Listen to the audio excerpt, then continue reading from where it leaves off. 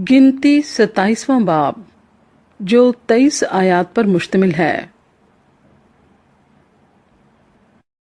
तब यूसुफ के बेटे मनस्सी की औलाद के घरानों में से सिला फहाद बिन हिफर बिन जलाद बिन मकीर बिन मनस्सी की बेटियां, जिनके नाम महल्ला और नोआ और हुजला और मिल्का और तिरजा हैं, पास आकर खैमा इज्तिमा के दरवाजे पर मूसा और अली अजर काहिन और अमीरों और सब जमात के सामने खड़ी हुईं और कहने लगीं कि हमारा बाप बेयाबान में मरा।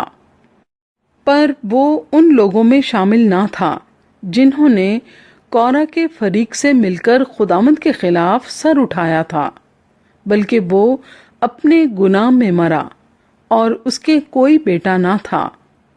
सो बेटा ना होने के सबब से हमारे बाप का नाम उसके घराने से क्यों मिटने पाए?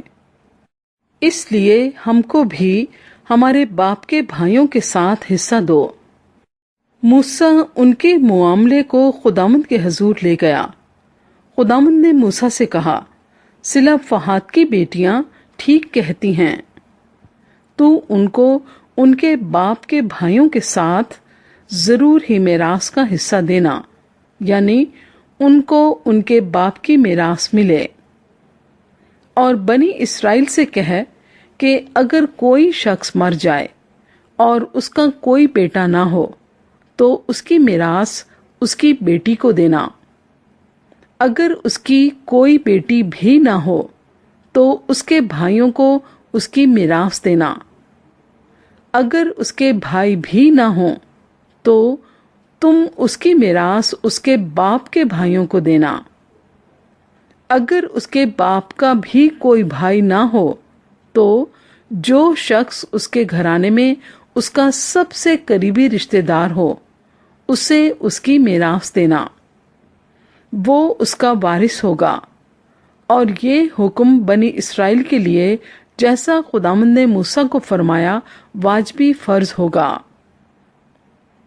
फिर खुदावंद ने मूसा से कहा, तू अबारीम के इस पहाड़ पर चढ़कर उस मुल्क को जो मैंने बनी इस्राएल को अनायत किया है देख ले, और जब तू उसे देख लेगा तो तू भी अपने लोगों में अपने भाई हारून की तरह जा मिलेगा। क्योंकि दश्ते सीन में जब जमात ने मुझसे झगड़ा किया तो बरअक्स इसके कि वहां पानी के चश्मे पर तुम दोनों उनकी आंखों के सामने मेरी तकदीस करते, तुमने मेरे हुक्म से सरकशी की। ये वही मुरीबा का चश्मा है जो दश्ते सीन के कादिस में है। मूसा ने खुदावंद से कहा कि खुदावंद सारे बशर की रूहों का खुदा किसी आदमी को इस जमात पर मुकर्रर करे जिसकी आमदोरफ्त उनके रूबरू हो, और वो उनको बाहर ले जाने और अंदर ले आने में उनका राहबर हो, ताकि खुदावंद की जमात उन भेड़ों की मानिंद ना रहे जिनका कोई चरवाहा नहीं।